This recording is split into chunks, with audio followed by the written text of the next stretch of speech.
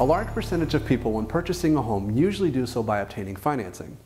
The common practice is to save up for a home and put 20% down, right? Well, not necessarily.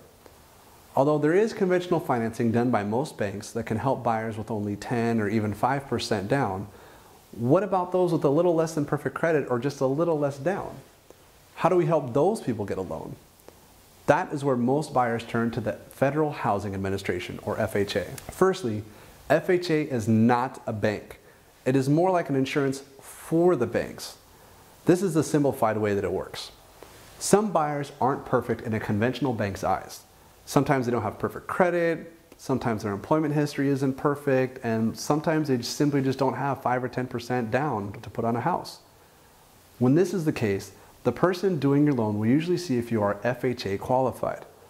FHA has their own set of rules. What FHA does is they take a more detailed look at your finances. What is the reason your credit isn't perfect, and by how much? How do you pay for your bills currently, and how can you in the future pay your bills when you have a home? And instead of 5% down, can you qualify with a 3.5% down payment? Now, don't get me wrong, FHA still has their rules. You can't just have a bunch of collections that you never intend to pay off and no income for the last few years. They have rules, but think of them more as understanding than anything. If a buyer is qualified, the FHA basically tells the banks that they will vouch for you. You're a good and responsible buyer. And if not, and you stop paying your mortgage, FHA steps in and covers most of the losses to whoever gave you the loan, like an insurance policy. However, this insurance policy isn't free. You as the buyer have to pay the fee for their insurance. Yes, you may get a loan when you couldn't before, but you also have to pay a fee to do so. Once you've gotten an offer accepted from your home, the loan process works just like it normally would. And I explained this in my home loan process video. Usually, an FHA loan is going to take a little extra week or two versus a conventional loan. Now, we discussed a bit about how FHA has their own set of rules, but there's one key difference in the FHA process versus the conventional financing process. Let's say you're looking at homes and you see a great one that has a ton of potential.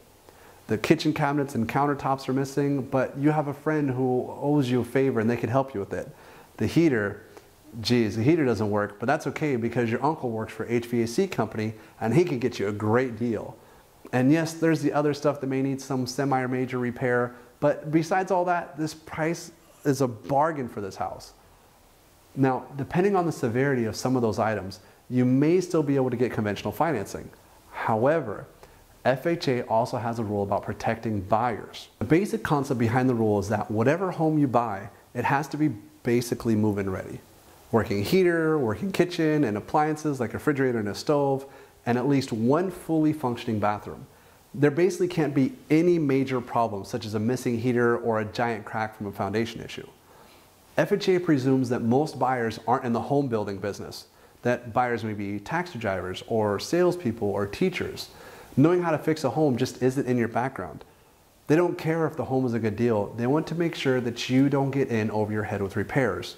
After all, if you stop paying the mortgage, they have to foot the bill to the banks. FHA's main goal is to help borderline buyers be eligible to buy a house. And in the process, they want to make sure they don't get in over their heads or get taken advantage of. As to whether or not it's a better loan for you as a buyer, that's something you're going to have to discuss with your lender. Now that's good to know.